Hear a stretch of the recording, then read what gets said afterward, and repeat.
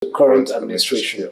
Okay? Now, the Cameroonian parliament, in matters of parliamentary diplomacy, when a parliament takes an action for or against another country, it's the parliament in that country that doesn't necessarily respond, but that takes its own action too as a measure towards that other action that has been taken.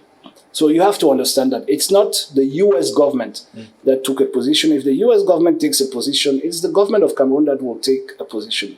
Now, these congressmen wrote to their administration to ask them not to repatriate some Cameroonians who found themselves in a situation of repatriation. And in that letter, they expressed the fact that basically, if they come back to Cameroon, they might be killed because they are repatriated.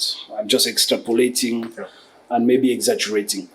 That is just normal for the US parliamentarians to say that, because they need to paint a black picture to make sure the administration doesn't repatriate them. Now, in our response, in as much as we said, probably it is not as black as you mentioned it, the point that we're raising in our response is exceptionally clear, and I'll read it for you, if you give me just 1 second. Okay, yeah. The response, and I didn't want to come here on that, that's why I'm opening. In response of it, on behalf of the Cameroonian Parliament, we can summarize the response in its conclusion, and I quote the words that we use, that as legislators, we welcome the genuine expression of concern and support for the well-being of the vast majority of Cameroonians. We welcome. We welcome means that we are happy. It means that we agree with you, okay? And we also urge you, members of the United States Congress, to engage more vigorously to ensure compliance with the international conventions against transnational crime and criminality, to which the United States is a signatory, and to ensure that their country is not a safe haven for perpetrators and funders of acts of extreme violence and terrorism on the people of Cameroon.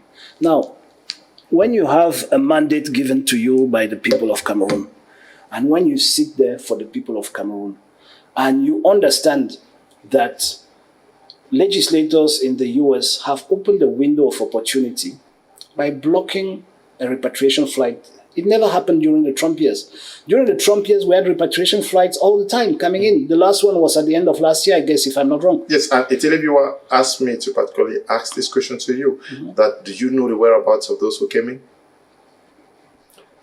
Listen, no, that's not what we are saying. What we are saying is that we thank, maybe let me change my words. Okay. We thank them for stopping those people from coming back. We thank them for taking care of the well-being of a vast majority of Cameroonians. Those are the words we use.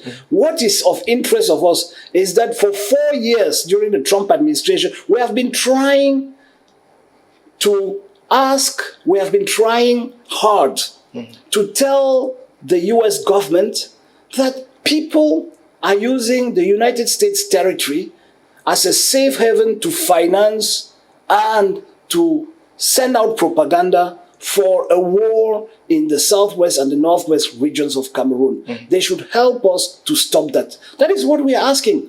And we are very happy that finally we have a government that considers Cameroonians as human beings and so stops a repatriation flight. We are happy that we have a new majority in the US Parliament, call it Congress, that now stands up for these rights and even petitions its own government. We are very happy about that. But go one step further. Now that this is done, we clap, we thank you. Good job well done. Do one thing more. Okay, stop these people from financing the war. Cameroonians are dying every day. Thousands of young Cameroonians are out of the educational system because of this war. We need to stop it. The US has a responsibility in that war, in that people use its territory as a safe haven to commit acts of extreme violence in the northwest and the southwest. I guess, and I'll go one step further, I don't like to extrapolate things of such a magnitude, but guess what? If what is happening in the Northwest and Southwest was perpetrated by Muslims, it will never come out of the US territory. Never. They would have put a stop to it the same day. When they wanted to crack down, all the Muslim scholars from New York and so on, they did it. All those who were pro-terrorism, be it in Afghanistan, in Iraq, and in all these countries, they did it. So they have the possibility to do it. Okay? Now, we had the wrong administration in place for 4 years. That's the most unfortunate thing that happened to the Northwest and Southwest region, is that we had the wrong administration in America. That has been corrected by the American people. So please, guys, wake up. Put an end to the financing and the propaganda of this war coming from your territory. That is what we are asking for. And if there is anything wrong to ask for that, then you are on the side of the perpetrators. Okay.